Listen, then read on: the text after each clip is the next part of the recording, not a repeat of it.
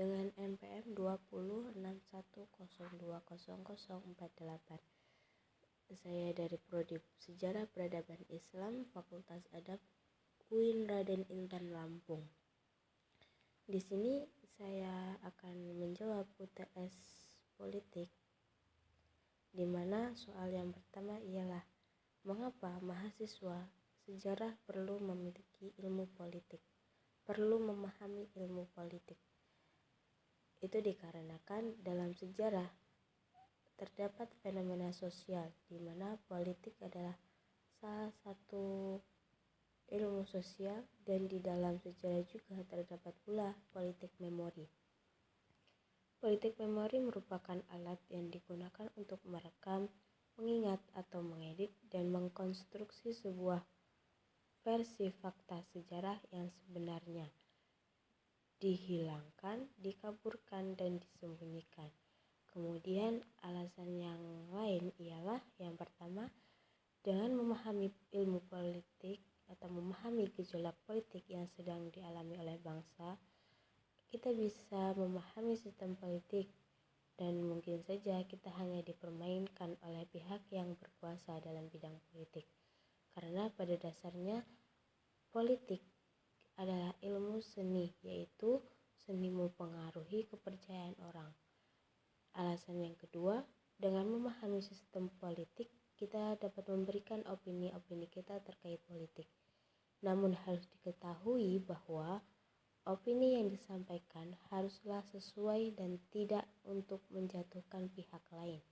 Karena jika tidak berhati-hati dalam menyatakan, kita bisa saja berurusan dengan pihak berwajib.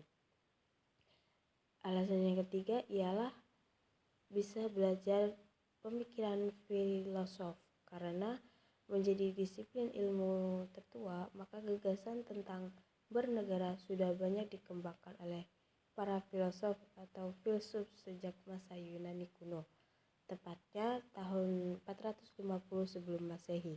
Kala itu pemikiran tentang bernegara banyak dikembangkan oleh para pemikir seperti Plato, Socrates, dan Aristoteles, dan masih banyak ilmuwan lainnya. Kemudian alasan yang keempat yaitu seiring berkembangnya zaman,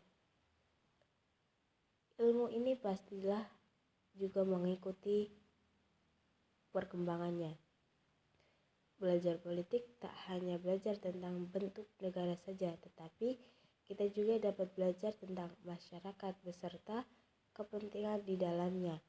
Misalnya gender politik, identitas, hubungan antar negara dan agama, juga masih banyak hal-hal lain yang dapat dipelajari.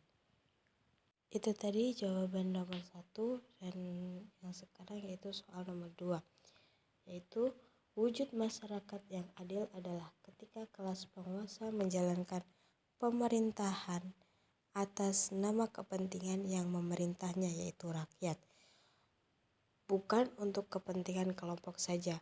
Apakah wujud masyarakat adil ini sudah ada di Indonesia?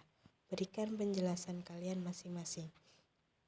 Jawab, menurut saya, kalau pemerintahan di Indonesia ini belum masuk ke dalam kategori pemerintahan yang adil, karena masih banyak pemimpin atau orang-orang yang di pemerintahan menyalahgunakan kekuasaan mereka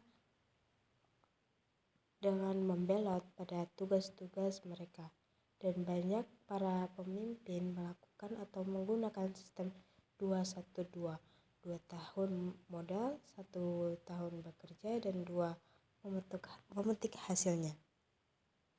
Dan menurut saya sistem pemerintahan di Indonesia tidak ke dalam negara ideal ya, tidak masuk dalam kategori negara ideal, di mana menurut Plato ada 3 golongan, yaitu yang pertama kelas pemerintah atau memerintah, yaitu diisi oleh orang-orang yang menjadi leader, dan leader tersebut adalah orang-orang yang berkualitas yang dapat memerintah rakyatnya dengan baik, bijaksana, dan tepat.